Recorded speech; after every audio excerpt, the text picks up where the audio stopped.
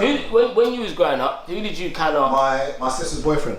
So he used to sell cars. So remember back in the day, Golf GTI, he had like a J-Reg Golf GTI, like the Matchbox kind of box looking one.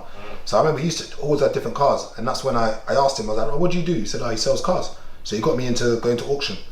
And I always say that if he was a drug dealer, I would have sold drugs.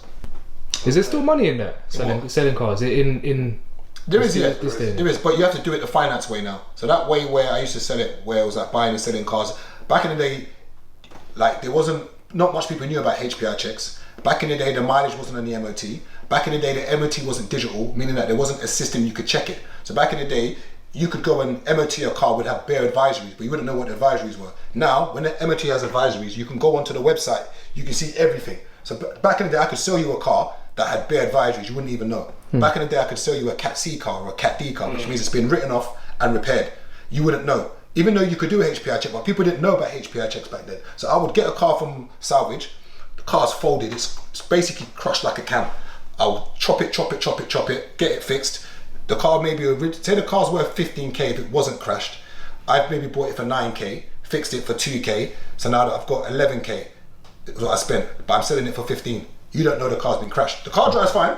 It's only now when you go to, say you have an accident, or you go to part exchange it to a showroom, then the dealer will be like, oh sorry mate, your car's been clapped mate. So what's the finance way, what's that? The finance way is basically when you buy a car for 20k, someone doesn't have the 20k, so you link with a finance company. So basically the finance company will give you the money, and then that person can take the car. But then they've got to put a drink on top. And that's why I think one thing a lot of people didn't know when buying cars, I think as Kid explained, was that I remember when I went to go and buy a car one time, my credit was bad anyway. So I told them what my budget was monthly. So basically they did the finance for 3 years, but my budget wasn't enough for 3 years. So what they did now was extended my finance to go to 6 years. But what I clocked, but I didn't clock what I was clocking, was that when it was 3 years, all I was paying back was something like 6k on top. When it moved to 6 years, guess what I was paying back on top now? An extra 6k. Yeah.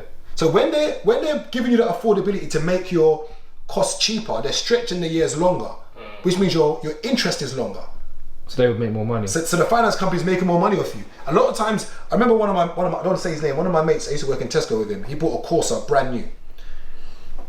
The finance on his car was almost the same price as the car. So imagine the Corsa was like 11k brand new. His finance was almost, I think it was like 9k on top. So really then, these places would prefer you to have bad credit because they can make more money off you long term.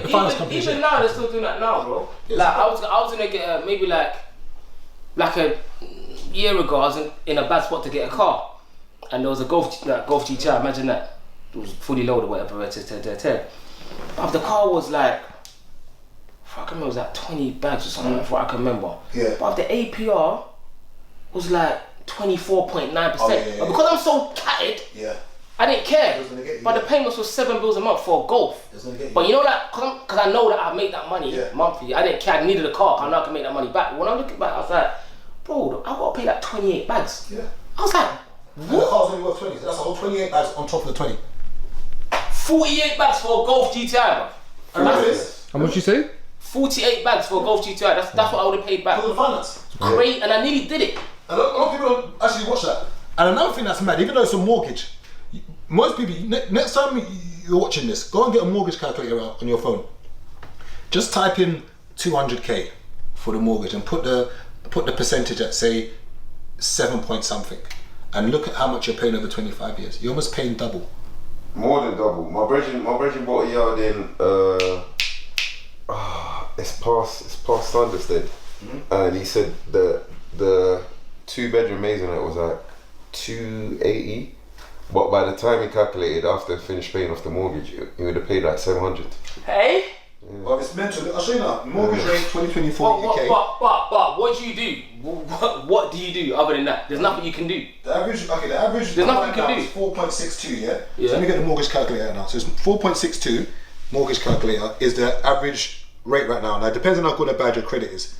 Okay. So let's have a look now and see what that works out to be. So let's say you're getting a 200. Let's say you're getting a. So it's 350. I think 208 is the average price now for property in the UK. So 280 bags. Now repayment 4.5. Let's see how much that is. So basically, for 280k, you're paying an extra 186 grand. What's that? 25 years. 25 years. An extra 186 grand. Now watch this now. If you pay this off earlier, so remember that was 186 grand if you did 25 years, yeah? Now if you did it for say 15 years, yeah? Remember it was 186 we said you're paying on top, yeah? If you did it for 15 years, you're paying 105. Whole 75, 80 bags basically. That's basically the difference between if you pay for your mortgage off earlier or you don't. But the difference in cost now is this. Over 15 years, monthly you're paying, where is it now? You're paying monthly 2,141 if you did it over 15. What was 25 again? And if you do it on 25, so that's 2,000 we said. And if you do it over 25 years, you're paying 1.5.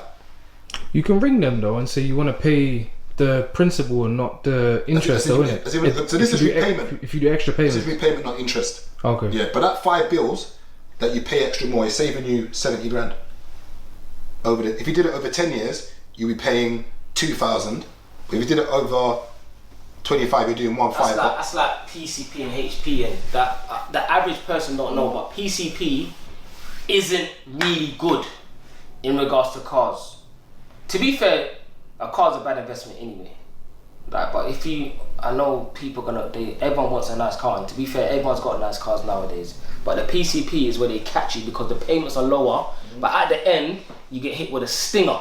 Yeah. So you either refinance the stinger, go get a new car, which most people do. Yeah, free car, I got a new car, and then you're stuck because you can't.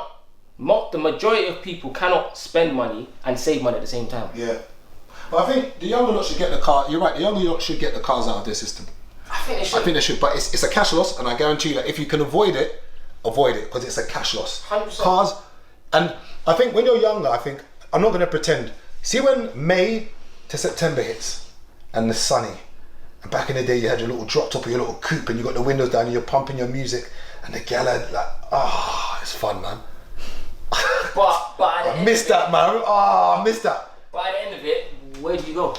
I missed that. I think I told the story once when I went to Departure Lounge one time. So imagine I'm inside the club, I'm chatting to one girl. She was on it, but not too on it. So you know when the club finishes, you start doing laps around the club, innit?